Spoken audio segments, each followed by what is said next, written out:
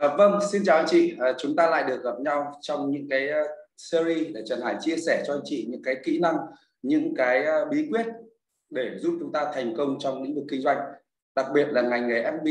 Anh chị đã biết rằng là trong cái ngành nghề F&B thông thường thì có đến 95% những người hoạt động trong lĩnh vực F&B là thất bại anh chị ạ, đó là thất bại. Vậy thì tại sao họ thất bại? Tại sao lại có quá nhiều người mở ra quán cà phê, quá nhiều người mở ra các chuỗi kinh doanh ẩm thực nhưng mà lại thất bại? Đó là lý do họ không biết được những căn nguyên.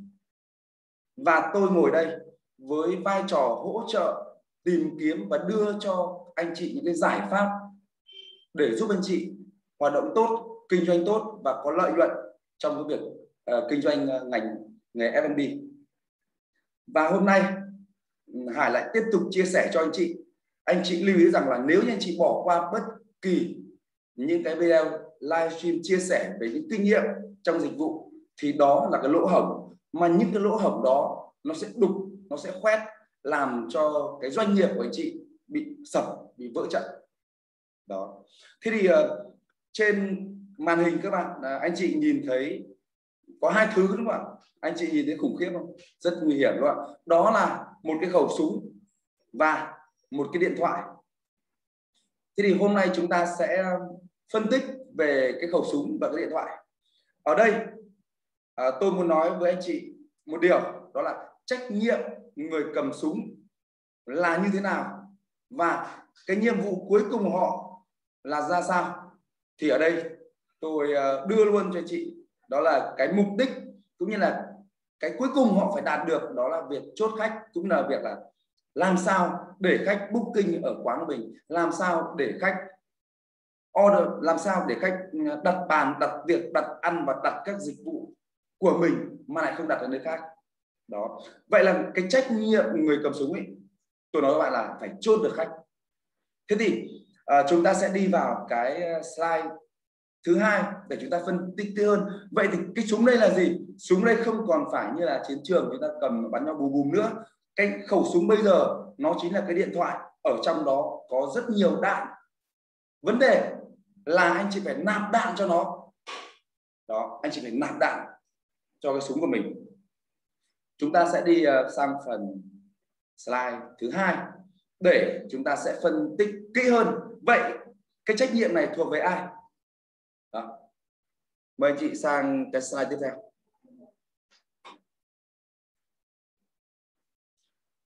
Ở đây thì Hải chia sẻ sâu, đó là về cái người nghe điện thoại, nghĩa là cái người lễ tân anh chị ạ. Cứ ai cầm vào điện thoại thì đó là cái trách nhiệm cực kỳ lớn, cực kỳ lớn lao. Cho nên cái người được giao điện thoại hotline ấy, là người phải thực sự là có đầy đủ các cái kỹ năng, những cái phẩm chất, thì có thể thì lúc đấy mới đưa cho khách hàng cái sự tin tưởng trong quá trình giao tiếp. Thì ở đây tôi muốn nói rằng là gì?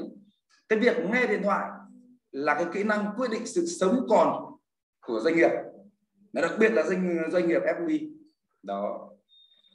Và tôi nói như thế này, kỹ năng kỹ năng nghe điện thoại quyết định sự sống còn của doanh nghiệp, bởi đây là cái sự mở đầu cho cái quá trình cung cấp dịch vụ. Tại sao tôi nói như vậy? Bởi vì nếu như cái người nghe điện thoại có chốt được khách có đến với mình hay không, như vậy thì mình mới có những công việc tiếp theo, đúng không? Công việc tiếp theo là gì?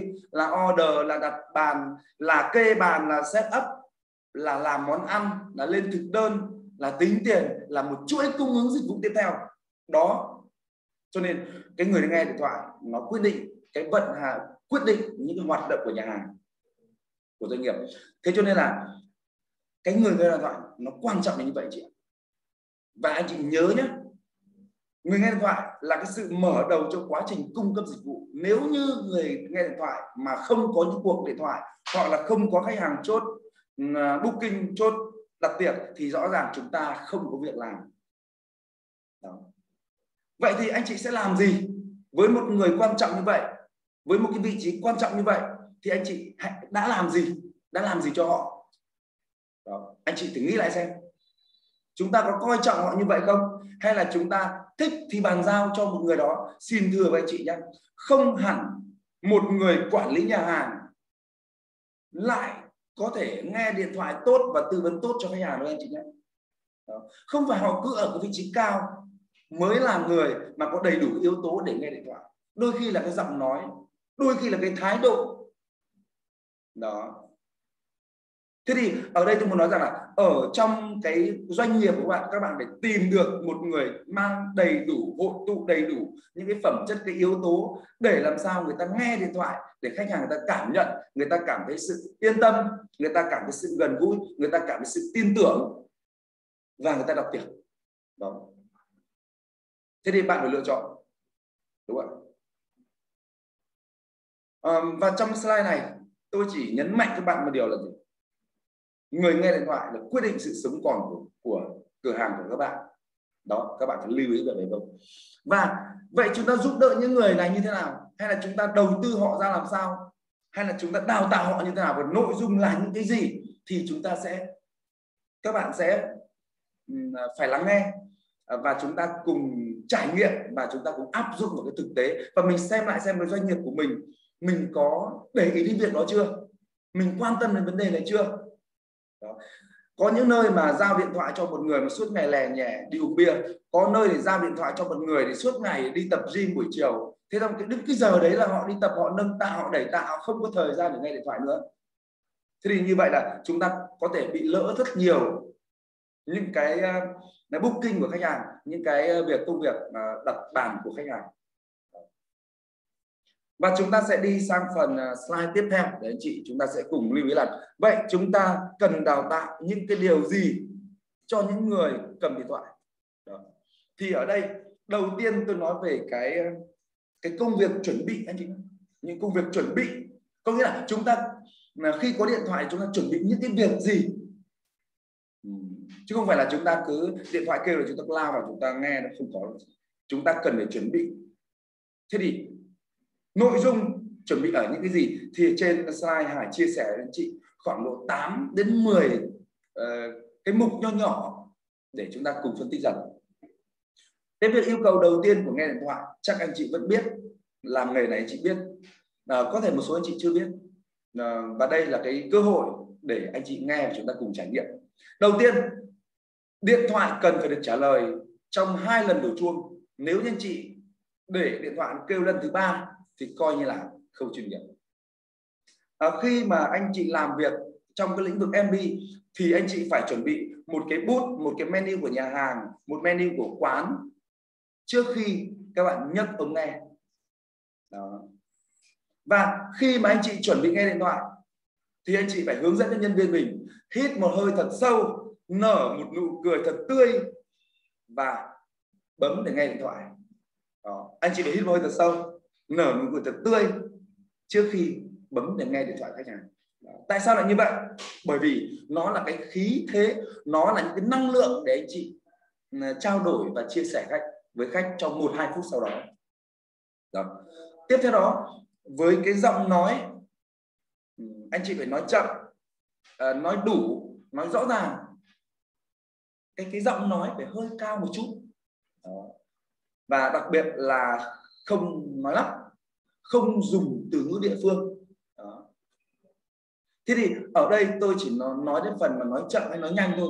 Thì khi nghe điện thoại, anh chị cũng phải đào tạo cho nhân viên của mình là phải bám theo tông của khách hàng. Như là khách hàng ta chậm chậm thì mình cũng phải chậm chậm, khách hàng nhanh nhanh thì mình cũng phải nhanh nhanh, khách hàng thể hiện cái sự hối hả thì mình cũng phải thể hiện cái sự nhanh chóng để khách hàng người ta cảm không bị mệt mỏi. Đó, thì đây là một trong những cái việc mà anh chị cần phải trao đổi, đào tạo để cho nhân viên mình. Một số người thì nói là tôi là chủ doanh nghiệp, tôi cứ phải cầm điện thoại thì tôi mới xử lý công việc của nhà hàng cơ. Thì thưa anh chị, không hẳn như vậy. Phải tìm người phù hợp cho cái vị trí đấy, cho cái trách nhiệm là cầm điện thoại, cầm hotline đấy.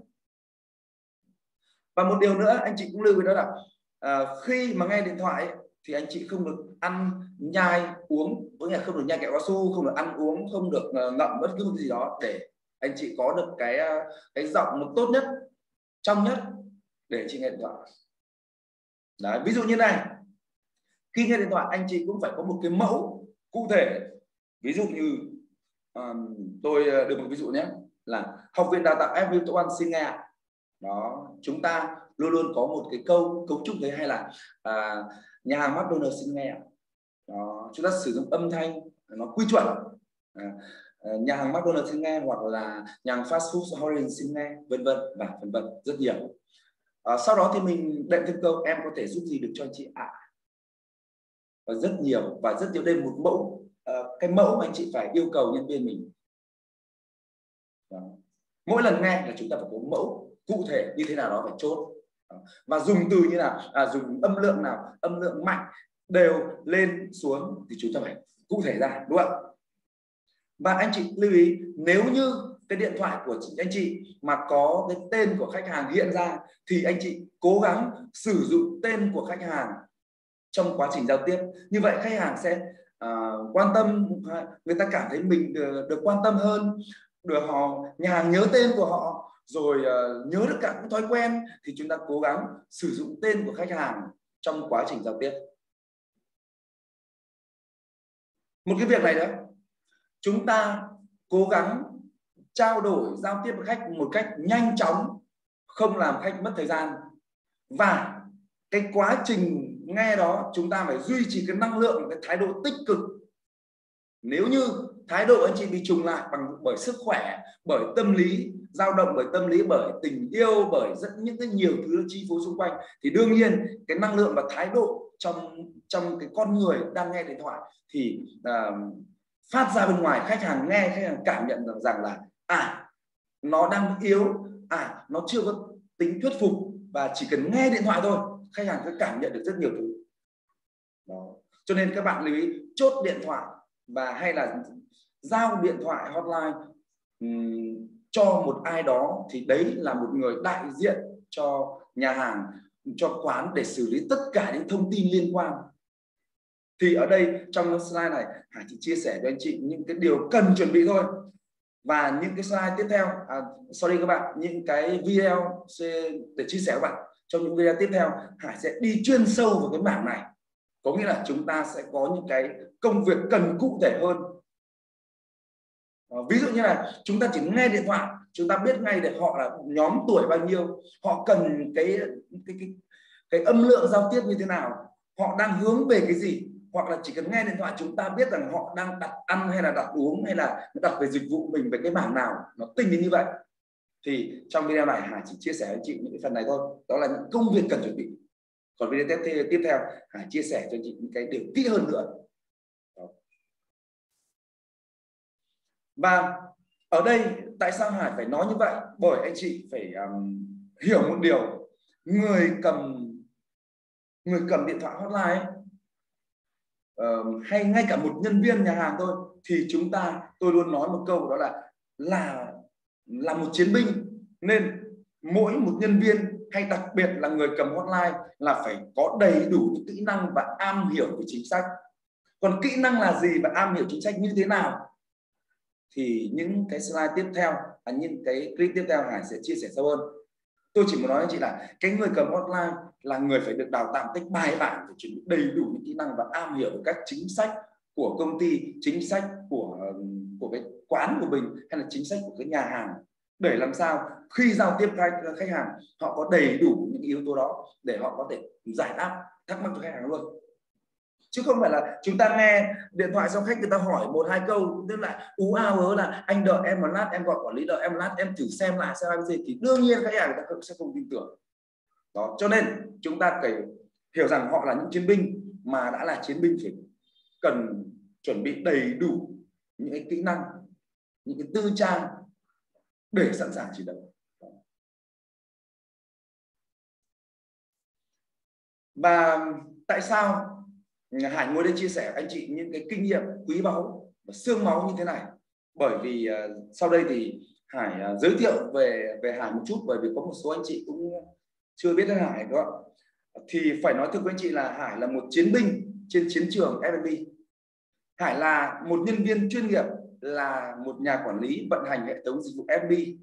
Và hiện tại Hải cũng làm một giám đốc công ty cổ phần đào tạo F&B Top 1 Việt Nam, là giám đốc đào tạo dịch vụ cho công ty cổ phần Rain Coffee, là giảng viên chuyên ngành đào tạo ngành F&B và là một chuyên gia set up ngành và pha chế ngành F&B.